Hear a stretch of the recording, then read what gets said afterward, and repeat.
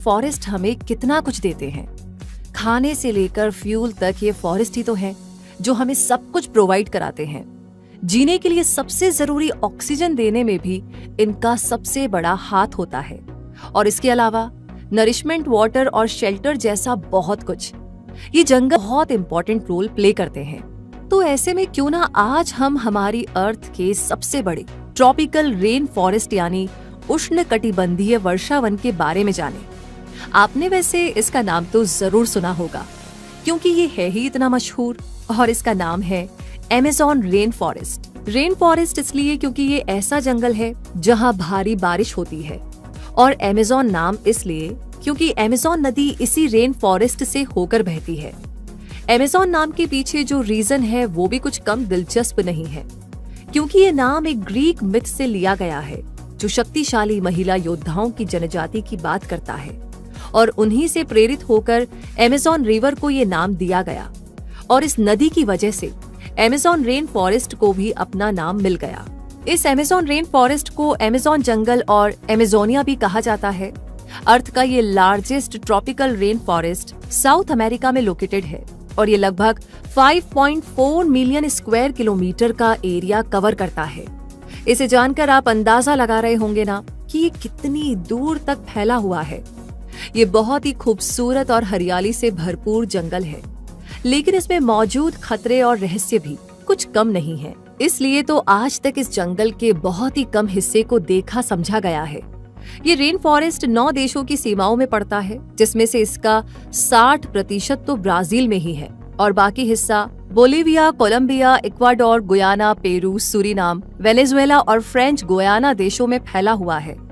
इस जंगल का विस्तार इतना ज्यादा है कि अगर ये कोई देश होता तो इसका आकार इसे 9वां बड़ा देश बना देता।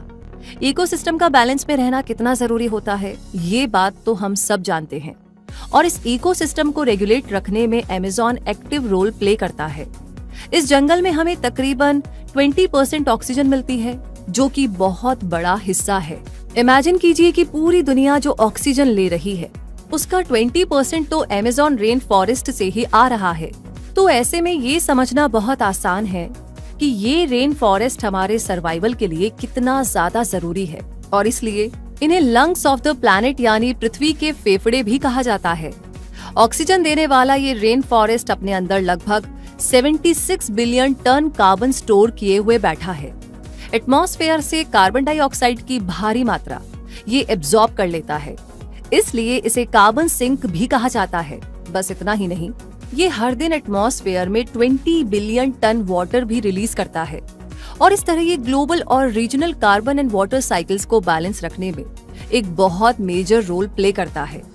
ये जंगल इतना ज्यादा घना है कि इसके धरातल तक सूरज की रोशनी पहुंच ही नहीं पाती, इसलिए यहाँ गहरा अंधेरा रहता है। बड़ी बड़ी पत्तियों वाले पेड़ ज्यादातर सनलाइट को ब्लॉक कर देते हैं, और केवल 1% लाइट ही जमीन तक पहुंच पाती है। बारिश का पानी भी इन्हीं बड़ी पत्तियों की वजह से जमीन तक पहुंचने में 10 मिनट का समय ले लेता है।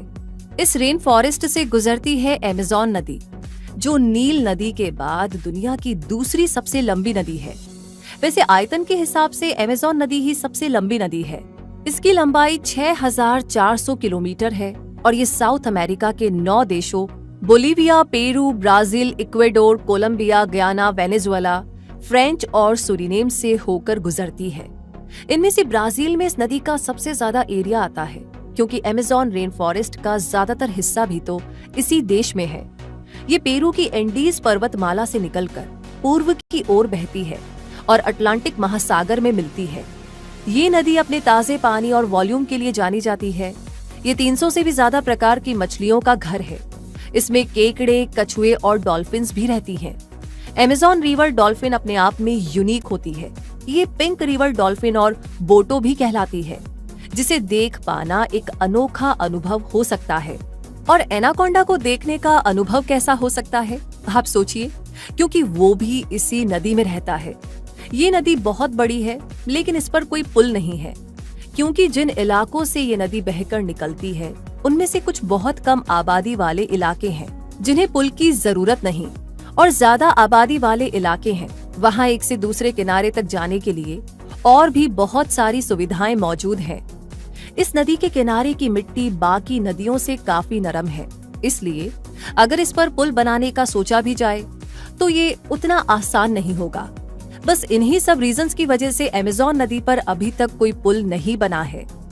अमेज़न रेन फॉरेस्ट से होकर बहने वाली अमेज़न नदी के बारे में तो हमने काफी कुछ जान लिया, इसलिए अब इस रेन फॉरेस्ट में रहने वाले जीव जंतुओं और पेड़ पौधों के बारे में जानते हैं, क्योंकि ये जंगल बहुत सारे प्लांट्स और एनिमल्स का घर है। यहाँ ऐसे पेड़ पौधे और जानवर भी पाए जाते हैं जो एंडेमिक और एंडेंजर्ड हैं। आपको पता है, पृथ्वी पर अगर सबसे ज्यादा बायोलॉजिकली डाइवर्स कोई जगह है तो वो है अमेज़न, क्योंकि यहाँ पेड़ पौधों, पक्षियों और जानवरों की इतनी ज्यादा स्पीशीज पाई जाती हैं जितनी हम सोच भी नहीं सकते। इनमें से कुछ स्पीशीज तो ऐसी भी हैं जिन्हें सिर्फ इस जंगल में ही देखा जा सकता है। वैसे आपको सुनकर हैरानी होगी, लेकिन ये rain forest 2.5 million insect species का घर है। यहाँ एनाकोंडा रहता है, तो ये जैगुआर का भी इलाका है।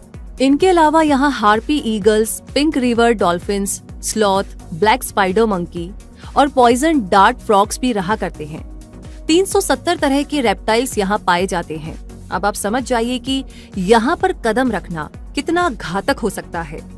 जहरीले सांपों के अलावा यहाँ खूबसूरत पक्षी भी रहा करते हैं, क्योंकि यहाँ लगभग 1300 स्पीशीज पाई जाती हैं पक्षियों की, जिनमें से हमिंग बर्ड्स, चैनल बिल टुकेन्स, हॉड्सन्स और मकास बस कुछ चुनिंदा नाम हैं।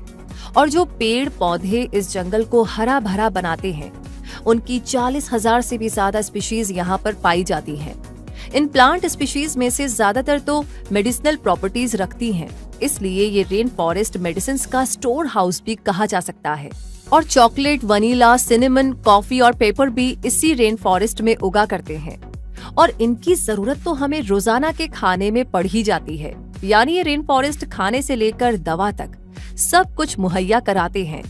लेकिन ये जंगल एग्रीकल्चर के लिए फ्रेंडली नहीं है, क्योंकि इस जंगल की मिट्टी में मिनरल्स काफी कम मात्रा में पाए जाते हैं।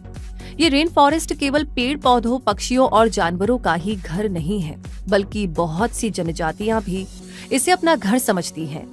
इनमें से ऐसी जनजातियां जो नदियों के किनारे रहती हैं, वो बाकी दुनिया के संपर्क में है। उन्हें खेती करना, फल और सब्जियां उगाना आता है। शिकार में माहिर होने की वजह से ये अपने बनाए धनुष और तीर से जानवरों का शिकार भी करती हैं। लेकिन ऐसी भी कुछ जनजातियां हैं जो बाहरी दुनिया से संपर्क नहीं बनाना चाहती और अमेज़न रेन फॉरेस्ट के अंदर ही रहना पसंद करती हैं।